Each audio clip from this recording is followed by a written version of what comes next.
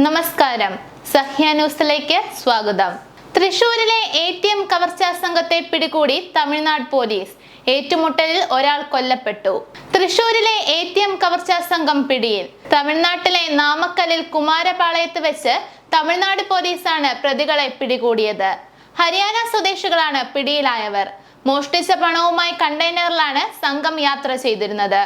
തോക്കുകളുമായി സഞ്ചരിച്ചിരുന്ന കവർച്ചാ സംഘത്തെ ഏറ്റുമുട്ടലിലൂടെയാണ് പോലീസ് കീഴ്പ്പെടുത്തിയത്. ഏറ്റുമുട്ടലിൽ സംഘത്തിലെ ഒരാൾ കൊല്ലപ്പെട്ടതായാണ് വിവരം. ഒരു പോലീസുകാരന് പരിക്കേറ്റു. മോഷണ സംഘം സഞ്ചരിച്ച കണ്ടെയ്നർ നിരവധി വാഹനങ്ങളിൽ ഇടിച്ചിരുന്നു. ഇതോടെ നാമക്കൽ പോലീസ് കണ്ടെയ്നർ ലോറിയെ പിന്തുടർന്ന് പിടികൂടുകയായിരുന്നു. ATMിൽ നിന്ന് തട്ടിയെടുത്ത 65 ലക്ഷം രൂപയും ഇവരിൽ നിന്ന് പിടിച്ചെടുത്തു.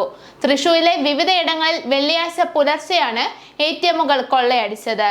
മാപ്രാണം, കോലഴി, ഷൊർണൂർ റോഡ് എന്നിവിടങ്ങളിലെ ATMുകളിലായിരുന്നു കൊള്ള. പുലർച്ചെ 3-നും 4-നും മധ്യയാണ് സംഭവം.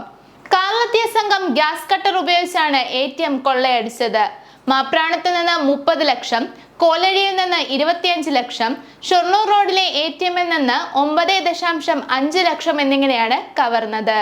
വെള്ളക്കാലാണ് സംഘം എത്തിയതെന്ന് CCTV ദൃശ്യങ്ങളിൽ വ്യക്തമായിരുന്നു. കവർച്ചയ്ക്ക് ശേഷം ദേശീയപാതയിലേക്ക് കടന്ന് കാറും പണവും ഉൾപ്പെടെ കണ്ടെയ്നറിലേക്ക് മാറ്റുകയായിരുന്നു എന്നാണ് സൂചന. തൃശൂരിലെ അതിർത്തികളിലെല്ലാം കർശന നിരീക്ഷണം ഏർപ്പെടുത്തിയിരുന്നു.